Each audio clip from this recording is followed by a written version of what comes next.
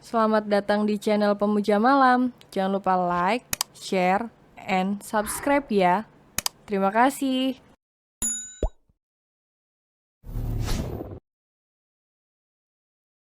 Chapter 35, Minta Dicomblangin.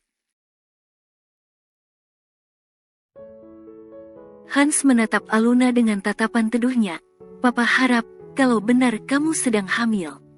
Semoga, kehamilanmu kali ini dapat mengobati rasa sakit yang telah Effendi berikan padamu ya nak. Aluna hanya diam. Dia tak tahu harus bereaksi seperti apa. Perlahan, tangannya terangkat dan menyentuh perutnya. Apakah di sana sudah terisi janin? Apa dia benar hamil? Aluna tak merasakan hal aneh sebelum ini. Ditambah, dia belum merasakan telat datang bulan. Enggak, Pak, itu hanya tebakan Papa saja. Aku hanya sedang bosan makan saja, bukan karena sedang hamil. Ujar Aluna mematahkan harapan Arfian. Oh, begitu ya, apa tidak ada mual? Tanya Hans. Aluna menggeleng seraya tertawa kecil. Enggak, Pak, mungkin belum saatnya, seru Aluna. Sedangkan, Arfian terdiam. Dia tadinya sangat berharap jika istrinya benar hamil, sesuai dengan apa yang Hans katakan. Pria itu pun mengambil ponselnya dan mengecek sesuatu di sana. Malam hari, Aluna baru saja keluar dari kamar mandi. Dia masih mengenakan batrobenya seraya mengeringkan rambutnya yang basah dengan handuk. Matanya menangkap ke arah suaminya yang sudah tertidur lelap. Sepertinya, pria itu benar lelah hingga tertidur di jam awal seperti ini. Bahkan, ponselnya masih berada di tangannya. Melihat itu, Aluna mendekatinya dan berniat mengambil ponselnya. Bisanya dia tidur sambil bermain pon. Aluna menghentikan ucapannya kala dia tak sengaja menyalakan ponsel Arfian. Dia heran, mengapa suaminya tak memasang layar kunci di ponselnya. Aluna pun menggeser layar ke atas, terlihat apa yang baru saja Arfian kerjakan. Ternyata, pria itu tengah melakukan pencarian. Aluna membaca semua pencarian yang suaminya lakukan. Tatapannya terhenti saat membaca kalimat yang menurutnya sangat menyentuh hatinya. Bagaimana ciri wanita hamil? Bagaimana cara mengetahui istri kita sedang hamil? Bagaimana cara menjaga perasaan istri yang sedang hamil? Bagaimana Arfian mencari ini semua? Gumam Aluna dengan tatapan tak percaya. Matanya melirik ke arah Arfian yang masih lelap dalam tidurnya. Wanita itu pun mendudukkan dirinya di tepi ranjang dan mengelus pipi suaminya dengan lembut.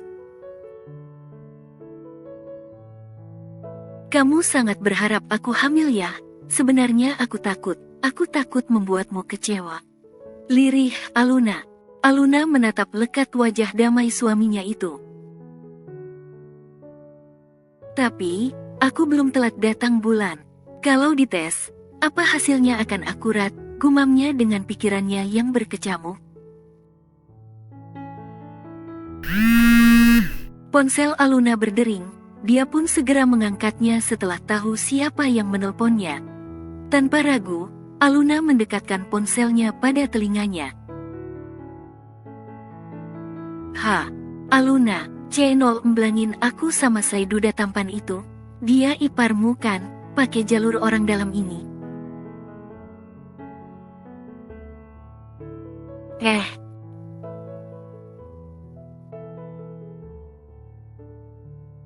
Di kediaman Hans, tampak keluarganya sedang melakukan makan malam bersama, termasuk Effendi dan juga Erlin. Suasana hening menyelimuti keadaan saat ini. Tak ada yang membuka pembicaraan hingga deheman Hans mencairkan suasana. Pria parubaya itu pun menghentikan makannya dan menatap ke arah sang istri. Ma, tadi Papa bertemu dengan Aluna. Ujar Hans yang mana membuat Effendi dan Erlin menghentikan kegiatan mereka. Keduanya saling tatapan dengan ekspresi berbeda. Iyakah? Kenapa Papa enggak kasih tahu Mama? Papa ketemu dia di mana? Bagaimana keadaannya? Mama rindu sekali dengan anak itu. Seru Naira dengan semangat. Iya, tadi kan Papa ke perusahaan Sagara. Papa ketemu Aluna di ruangan CEO-nya. Mama tahu, ternyata Aluna sudah menikah dengan CEO perusahaan Sagara. Benarkah, Alunaku sudah menikah lagi? Pak, Mama senang dengarnya, seru Naira dengan mata berkaca-kaca. Effendi mematung, dia merasa aneh dengan perasaannya. Bahkan, dia tak merasa cengkeraman tangannya pada sendok yang dirinya pegang semakin kuat. Melihat apa yang Effendi lakukan, sontak Erlin merasa ada yang aneh dengan suaminya.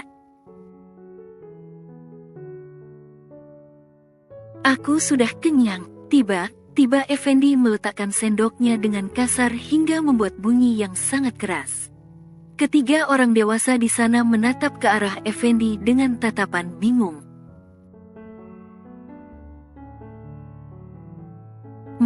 Pa, aku susul Mas Effendi dulu. Pamit Erlin seraya menatap mertuanya. Naira menghiraukannya, hanya Hans yang menganggukkan kepalanya dan membiarkan Erlin menyusul Effendi yang mungkin sudah kembali ke kamarnya. Sesampainya di kamar, Erlin langsung menghampiri suaminya yang sedang berada di balkon kamarnya seraya menghisap sebatang rokok. Melihat itu, Erlin memandangnya tak suka. Kamu merokok lagi? Aku kan udah bilang, jangan merokok. Kamu punya bayi, dampaknya akan berbahaya jika dihirup oleh bayi kita. Omel Erlin. Bisakah kau membiarkanku sendiri? Desis Effendi dengan tatapan sinis. Kenapa? Kamu marah karena ucapan Papa tadi? Kenapa harus marah? Kamu enggak mencintai Aluna kan? Atau, kamu cemburu mendengar mantanmu itu sudah menikah? Aduh Erlin. Effendi menyisir ke belakang rambutnya dengan kasar, lalu dia menatap tajam istrinya yang menatap tajam padanya. Pikiran Effendi sedang kalut saat ini, banyak sekali yang terjadi dalam hidupnya sekarang. Bisa enggak kamu enggak usah cerewet, perusahaanku sedang ada kendala. Papa berniat akan menurunkan posisiku.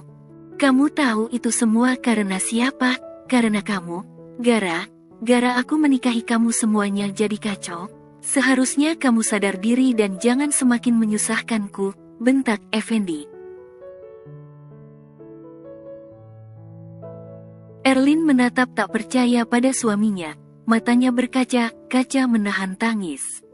Melihat itu, Effendi tak peduli. Dia kembali menghisap rokoknya hingga tak berselang lama dia memutuskan untuk masuk. Erlin, dia masih berada di balkon kamarnya seraya mengepalkan kedua tangannya di sisi tubuhnya. Matanya menatap tajam ke depan dengan sorot mata yang penuh dengan amarah. Aluna, ini semua karena Aluna.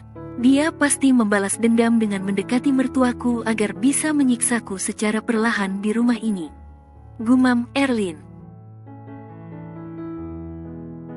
Pagi hari, Arfian sudah mengenakan pakaian kerjanya. Dia sedang menikmati cangkir kopinya yang Aluna siapkan untuknya.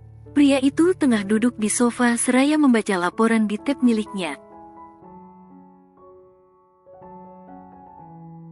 Di saat asik serius, tiba-tiba Nalendra datang dan duduk di sebelah sang kakak. Merasa ada yang duduk di sebelahnya, Arfian pun mengalihkan pandangannya. Keningnya mengerut dalam saat melihat apa yang Nalendra kenakan saat ini. Kenapa kamu memakai pakaian kantor? Heran Arfian. Aku ingin kembali ke kantor Kak. Aku kasihan padamu. Pasti sulit mengurus dua perusahaan sekaligus. Aku ingin kembali memegangnya, ujar Nalendra yang mana membuat Arfian terdiam seraya mengamati adiknya saat ini. Yakin, apa kamu sudah sembuh? Kepalamu sudah tidak sering sakit lagi? Tanya Arfian memastikan keadaan Nalendra. Nalendra menggeleng, dia dengan yakin ingin memegang kendali perusahaannya. Memang, perusahaan Nalendra bergerak di bidang properti. Walaupun perusahaan tak sebesar Arfian, tetapi cukup terkenal di kalangan masyarakat luas. Lagian, aku juga merasa gak enak denganmu, Kak. Aku sudah sangat merepotkanmu, ujar Nalendra seraya menundukkan pandangannya. Ceka, gak enak apa sih? Aku ini kakakmu, sudah sepantasnya aku melindungi apa yang menjadi hak adikku, kesal Arfian. Nalendra tersenyum, dia kembali menatap Arfian yang memandangnya dengan tatapan kesal. Nalendra tahu, kakaknya akan berbuat apapun demi mempertahankan miliknya. Tiba-tiba, Nalendra teringat dengan keluarga mendiang istrinya. Keluarga mendiang istriku bagaimana? Apa mereka membuat ulah? Tanya Nalendra dengan tatapan penasaran. Mertua dan iparmu sudah dipenjara. Maaf, aku memasukkan mereka ke penjara karena telah hampir menghancurkan karirku. Kamu tahu aku mengidap gynophobia. Mereka mengambil kesempatan agar bisa mendapatkan hak asuh Arega. Karena dengan itu, mereka bisa berkuasa atas harta yang kamu miliki. Memangnya, mereka pikir kamu sudah tiada enak saja, terang Arfian. Nalendra terdiam, dia sudah tahu bagaimana sifat keluarga mendiang istrinya. Bahkan, setiap bulannya Nalendra harus mengirimkan uang pada keluarga Divya agar mereka tak mengganggu ketenangan istrinya. Nalendra rela mengeluarkan uang yang tidak sedikit demi kenyamanan sang istri. Walaupun Divya sudah melarangnya, Nalendra hanya takut istrinya tertekan karena paksaan dari keluarganya. Jangan kirimkan mereka uang lagi, aku sudah memberikan uang kepada mereka sebagai bentuk permintaan maaf atas kematian Divya dan itu tidak sedikit.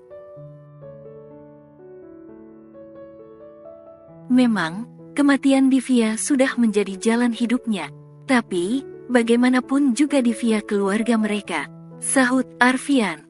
Berapa lama mereka di penjara? Tanya Nalendra dengan tatapan yang datar. Hanya 9 bulan, aku harap mereka jera dan tidak kembali mengulangnya, jawab Arfian. Di tengah obrolan mereka, tiba Aluna datang dan duduk di dekat suaminya. Wanita itu bersitatap dengan Nalendra Tang tak sengaja melihatnya. Aluna pun mengalihkan pandangannya dan melihat sang suami yang sedang menatap ke arahnya. Ada apa? Tanya Arfian dengan alisnya yang terangkat satu. Tidak, aku hanya ingin bertanya pada adikmu. Kemarin Mega kesini, dan mereka bertemu. Jawab Aluna seraya melirik ke arah Nalendra yang tengah melihat ponselnya. Mega, kamu bertemu dengan seorang wanita kemarin Indra? Tanya Arfian pada adiknya. Nalendra menaikkan bahunya acuh. Ya, kemarin ada perempuan kesini. Dia mencari istrimu, aku bilang saja tidak ada. Dia langsung pergi tanpa berpamitan. Mungkin, dia ada urusan, jawab Nalendra dengan santai. Aluna tersenyum kaku, dia memegang tangan suaminya dan mencondongkan tubuhnya. Refleks, Arfian turut mencondongkan tubuhnya dan menyodorkan telinganya di depan bibir sang istri. Mega, dia minta dicomblangin sama Nalendra. Hah, kaget Arfian dengan mata membulat sempurna. Arfian segera menatap Nalendra, begitupun dengan pria yang sedang ditatapnya. Keduanya terlihat sama, sama membulatkan matanya. Nalendra terkejut dengan teriakan Arfian tadi, sehingga dia penasaran dengan apa yang keduanya obrolkan. "Kenapa?" tanya Nalendra dengan kening mengerut dalam. Enggak papa, hanya masalah kecil, tak apa. Lebih baik, berangkat sekarang saja. Keburu siang nanti, ajak Arfian dengan cepat. Nalendra mengerjapkan matanya. Dia beranjak duduk dan menatap apa yang Arfian lakukan. Terlihat, kakaknya itu meraih kepala istrinya dan mengecupnya dengan lembut. "Jangan bahas itu, adikku bisa mengamuk nanti," bisik Arfian sebelum kembali menegakkan tubuhnya. "Tapi, shoot, nanti malam kita bahas ya," bisik Arfian dan bergegas membawa pergi Nalendra dari sana. Melihat kepergian keduanya, Aluna pun menghela nafas kasar. "Mega, kayaknya ini tidak akan mudah," cicit Aluna. Maya baru saja ingin memasuki dapurnya, tetapi langkahnya tiba terhenti saat melihat seorang wanita muda sedang mengacau dapur. Kening Maya mengerut dalam. Dia pun bersembunyi di balik kulkas seraya melihat apa yang sedang pengacau itu lakukan. "Ih, gosong lagi, perasaan tadi menitnya udah bener deh. Masa gosong terus nih ayam, astaga. Katanya masak ayam ungkep pakai bumbu instan gampang. Apaan? Ini aja gagal 5 kali." Bener ya. Aku datengin si pembuat nih bumbu. Bukannya mudah malah rumit, seperti hubunganku dengannya, celoteh wanita muda itu. Kesambet apa si Mega, Mbah Kunti, atau Nyi Roro? Tumben banget dia mau nyentuh dapur. Biasanya megang penggorengan aja udah kayak belut dikasih garam. Gumam Maya, ya, dia sedang memperhatikan apa yang sedang putrinya itu lakukan. Bersambung.